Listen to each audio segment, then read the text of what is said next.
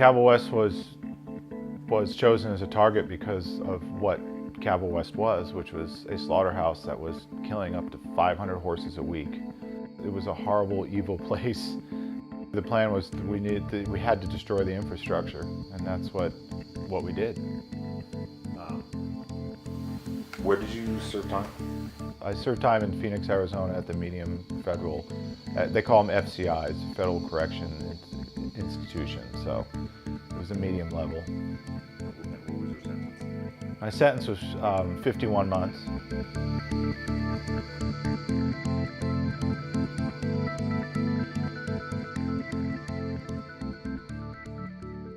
I mean, I think whenever I'm doing any actions, whether it's any animal liberation actions, it's to me, even though you may be saving a particular animal, there's always a bigger picture involved with the whole thing. I always feel like that if you're a person that is going to have the heart to go out and defend an individual animal, how can you not have the heart to see the whole picture of what's really going on in this world when we're in the 6th mass extinction right now. We've got ecosystems collapsing everywhere, species dying out, and animal liberation is tied to that directly. I could say that there's probably some people that may be just animal-centric, but I've never been that way. We did a recon on University of Oregon for months, for 6 months. I'd been in the labs myself, in and out. We had access and we knew everything about that place. They were doing research on pregnant cats, opening them up, taking the babies out, blinding them, either sewing their eyes shut, one eye, both eyes. They were doing these same tests for years and years, which really meant nothing except that the university was getting $500,000 each year from National Institutes of Health and other grants. So it was a big money-making thing. It was despite the fact of what you think about or feel about vivisection or animals in research, this research there was nothing behind it at all.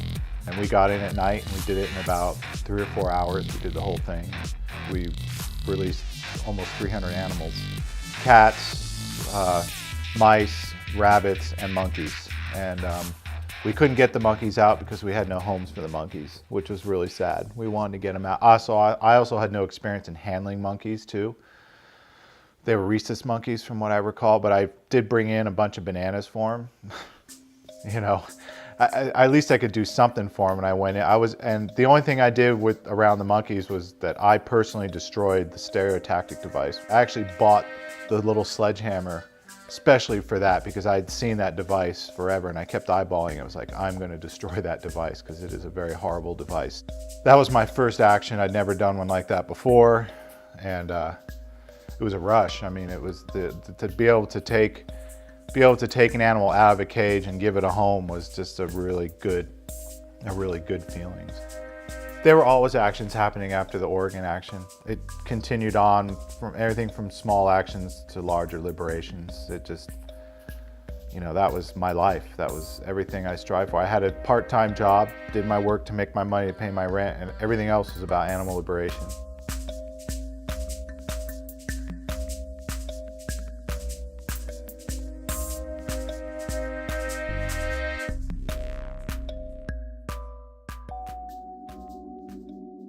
The thing that was interesting was a lot of the people that I was hanging around with were very smart people who were very educated. And I listened and learned from them, and I started understanding what was really going on and understanding more about ecosystems and how important things were and this and that. And as I started to understand that, I started putting it all together like a puzzle. I was able to complete the puzzle, and I saw this very dark world that to me was very disturbing, and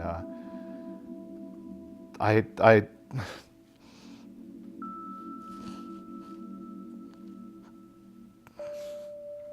sorry.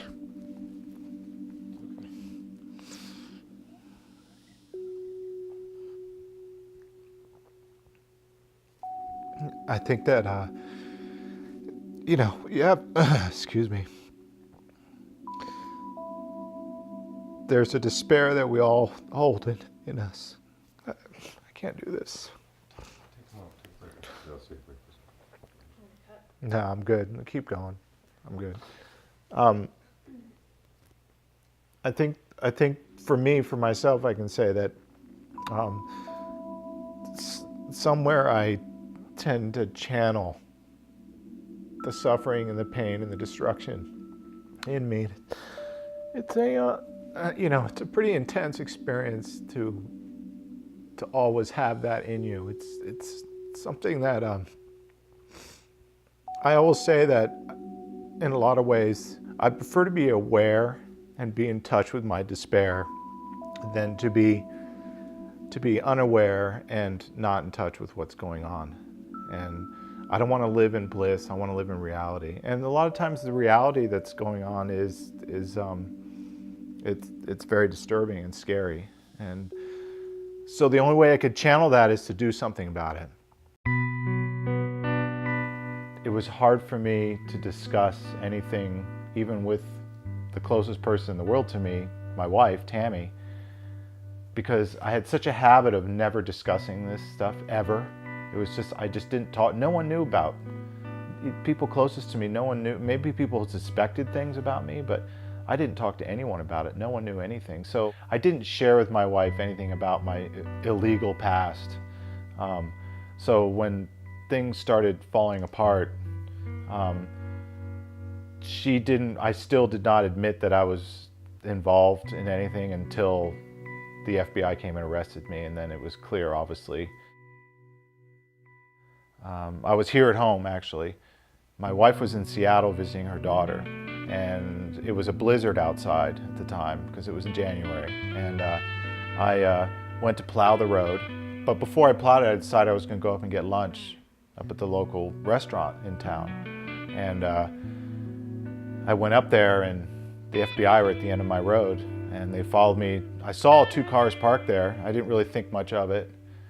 And I just drove to the restaurant, and when I walked in to make my order, I walked inside, a guy approached me and flashed his badge, and right then I knew that was it. And he goes, "Do you want to step outside?" And I go, "Okay."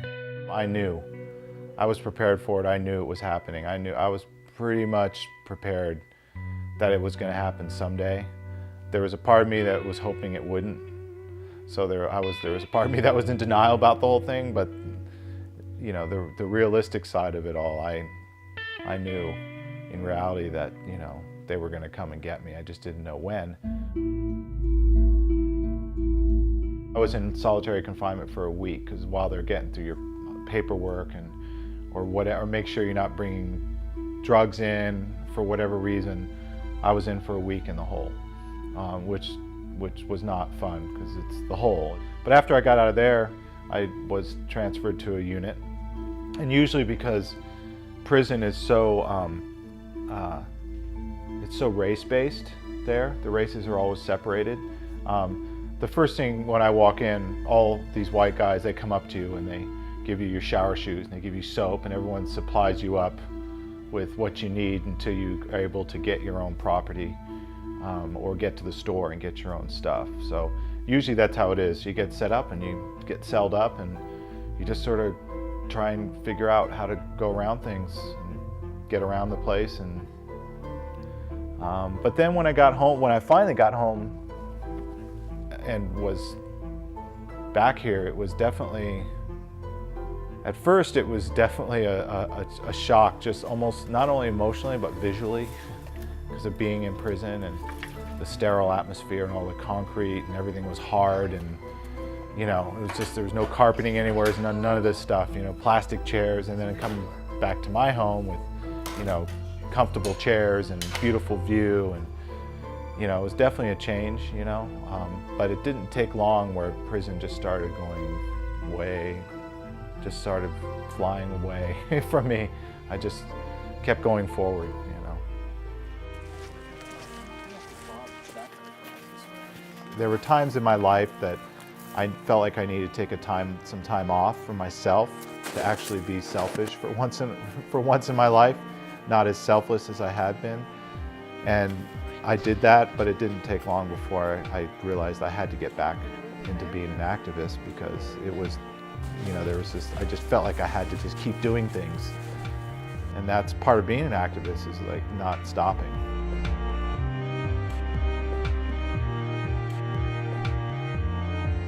on this planet itself, without humans, the animals and the environment would thrive. The populations would get healthy, things would really change. But without animals, humans would die. We can't live without the animals out there. So in a lot of ways, animal rights is a human issue. You are helping humans by defending animals. Now, a lot of people don't see that because they don't understand that connection. But there is a deeper connection because of the intricate connection that life has that keeps life in that, some people call it the circle of life. What keeps biodiversity alive is every single creature, every single plant, everything on this planet has a place. So by protecting those things, you're protecting humans.